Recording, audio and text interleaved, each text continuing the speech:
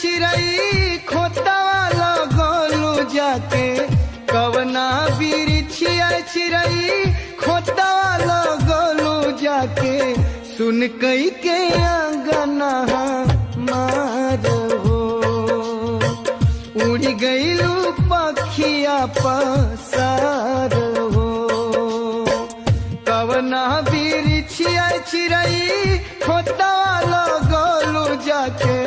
कवना बिरिछिया चिरई खोतावा लगलू जाके सुन कई के अंगना हमार हो उड़ गईलू पखिया पसार हो।